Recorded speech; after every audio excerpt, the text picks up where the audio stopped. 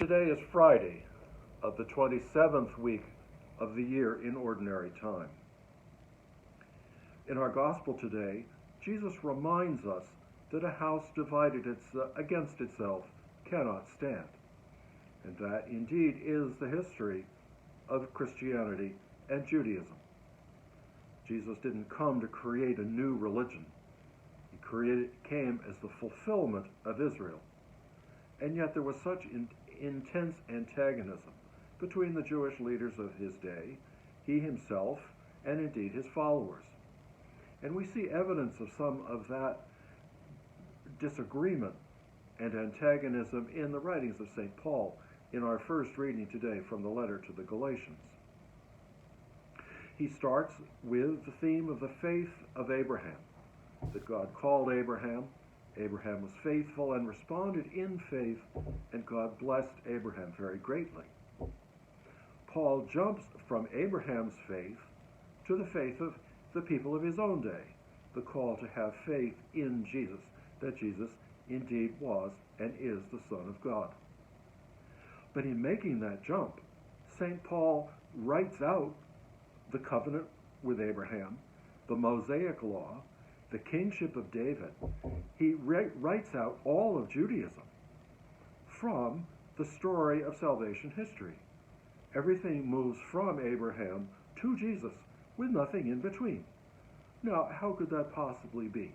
Well, that was the nature of the antagonism that existed at that time.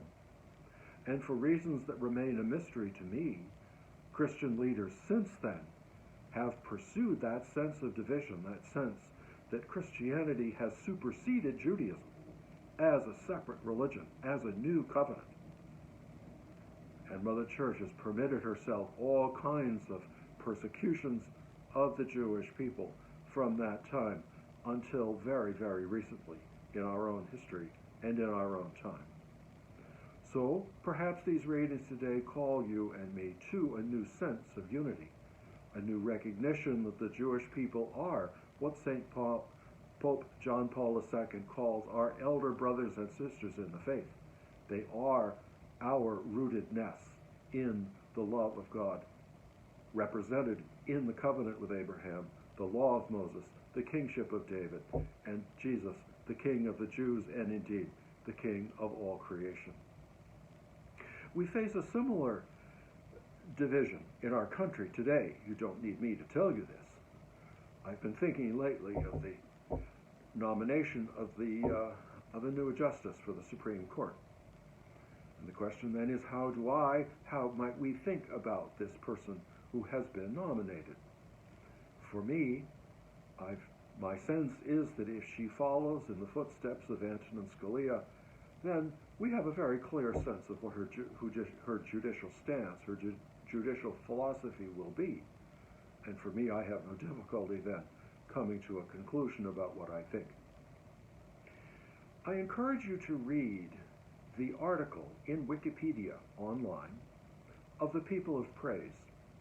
This is the Catholic group of which she and her family have been members for much of their lives. This article will give you a good sense of what a group like this represents, how they behave, how they have carried on over the years. And then I encourage you to follow a link in that article to a community called the Word of God Community that was established in Ann Arbor, Michigan at about the same time. It's had a very different history and a very troubled history, and that article will give you some sense. I have some experience with this. I was pastor of the parish in Ann Arbor where that community first received its revelation from the Lord. The community no longer exists there. It doesn't exist in the same form anymore. It exists in a separate parish in Ann Arbor. But that article will make clear that that community did in fact take on the characteristics of a cult and had to be investigated by a Vatican committee that then broke that community into two parts, both of which continue to exist today. I've seen nothing in the press that suggests anything similar has happened among the People of Praise. I don't know that. I don't see the reports of it. But perhaps these articles will give you a deeper sense of these groups, how they do behave, how they have behaved, and some sense of this new nominee and her own religious rootedness. In all these matters, remember, Jesus calls us to unity, the unity of hearts and minds, as Ignatius calls it, and above all, a sense of God calling each one of us into fullness of life through Jesus himself, or perhaps in the mysterious ways in which God works, calling people in other ways. But it is the fundamental call from Jesus is always one of unity, of compassion, of justice, and of kindness. So let's enter as best we can into that same spirit today and pray for that kind of unity for ourselves, our community, our church, our country, and our world.